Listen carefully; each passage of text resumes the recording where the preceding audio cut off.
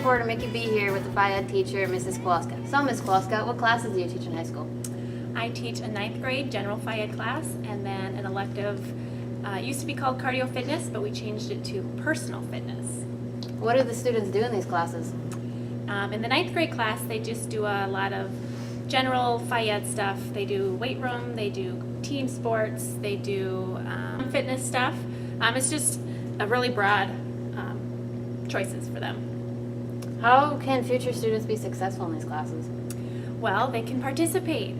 They can show up every day with the right uniform and the right shoes. In 9th grade, you don't have to wear a uniform like you did in 7th and 8th grade. And participate and have fun, and they will be successful. Okay, thank you. Mr. Aho, one of the PhyEd teachers in high school. So, Mr. Aho, what classes do you teach in high school? Well, I have a little bit of a variety. I teach Strength Training 1, and that's mostly in the fall. And then I have Strength Training 2, which is in the spring semester. Then I have Lifetime Rec and Wellness class, which is one of my favorite ones because we get to go outside and off campus a lot. I do have a 6th grade class. It's not really a high school class. What do they do in these classes? Well, strength training classes are kind of self-explanatory. We lift weights. Strength training 1, we learn the weight room and we lift all the machines and we lift some basic free weights. And with strength training 2, then the kids design their own program and they lift it. And that's what they do every day is lift their own program in strength training 2. You do have to take strength training 1 in order to get into 2, unless I give you permission if I'm teaching the class. Lifetime Rec and Wellness, we do some gym activities when we can't get outside, but we like to go canoeing, we go bowling, we go cross-country skiing when we have snow. Last 2 years, haven't had much of it. Some snowshoeing, we do a little archery, anything that we can to get off campus. How do you encourage students to be successful in these classes? Well, just show up on time and come ready to have fun and give it their best effort, and they'll be just fine. Thank you. Mickey B here with Mrs. Roeder. So, Mrs. Roeder, what is STEM Academy? STEM Academy is a new program that we are offering at Kennedy Secondary School this year. It actually resulted as a community effort. Many of the manufacturing businesses in the community contributed a large amount of money to update our vocational wing with the best and the latest manufacturing tools. And so we wanted to have a program where students could use those tools that they would use in business and then model it and develop it so that they could also use their English skills. So I'm the English component of the STEM Academy, so it includes science, technology, engineering, and math. And so I do the English, and so we still cover all the things that we do in regular English 10 and English 11 and English 12, but we focus it more on the business aspect of it. So for example, the students write a business report.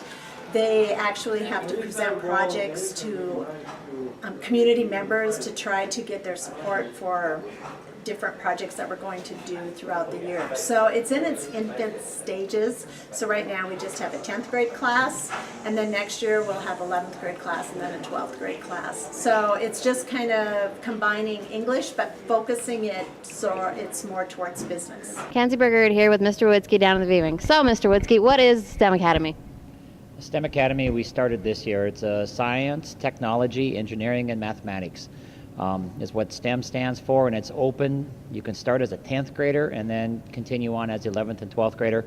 And there's 4 periods a day that you'd be down in the V-wing.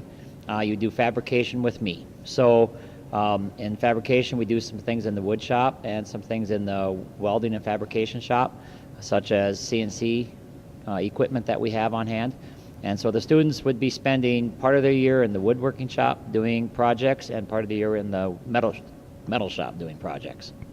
The rest of the class, they would be down in the V-wing and they would do their math down here, their English, and some CAD engineering drawings as well. So we would take care of their math classes, their physics classes, their college speaking classes, college writing classes. Could all be done through the STEM Academy starting as a 10th grader.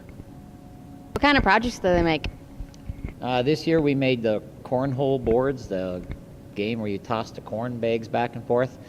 They use a CNC router to design a design, and then the router cuts it out for them, and then they do an inlay into that piece of plywood. So they get to choose their design, and the CNC equipment will cut it out for them, and then they have to finish making the board.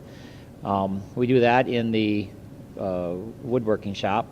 We'll do some stuff on the laser engraver, and then in the welding shop we'll be doing some stuff on the lathe machines, the milling machines, and the machine you see behind me here, the CNC milling machine. And we also do a little bit of welding. What other stuff do you do in STEM? Just yesterday, we took a trip to Wahpeton to the college, and they had a Design It, Dream It, Do It day, where the students were able to go through some different stations that are STEM related. We also go on tours of local manufacturing places to see how machining and manufacturing works on a job floor. So we try to get the students out and do some field trips, some tours, and visit some professionals in the field. What field trips do the students go on? This year our goal is to probably get them out on 4 different occasions to local places around town.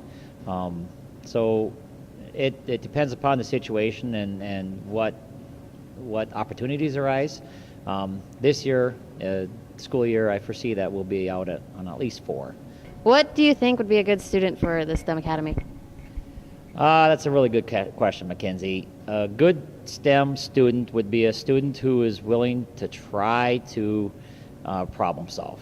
So it's not always the smartest students. It's the students who can see a problem and try to work through a solution to fix the problem. So we do a lot of problem solving skills. We do a lot of things together in teams, so you would need to be a team player and be able to work with other people and try. I guess it's just to try, not get frustrated. It's not always the end product that we're grading. It's the process of how you got to a solution. Whether the solution works or not is not important to us. It's the process you use to problem solve to come up with a solution. They have to build something out of junk. So we're actually going to go down to Siegelman's downtown, and they're going to go through the junkyard, and they've got to pull items out of the junkyard, bring them back here, and they are going to have to design and fabricate, meaning build, an apparatus that will have to transport goods from one location to another.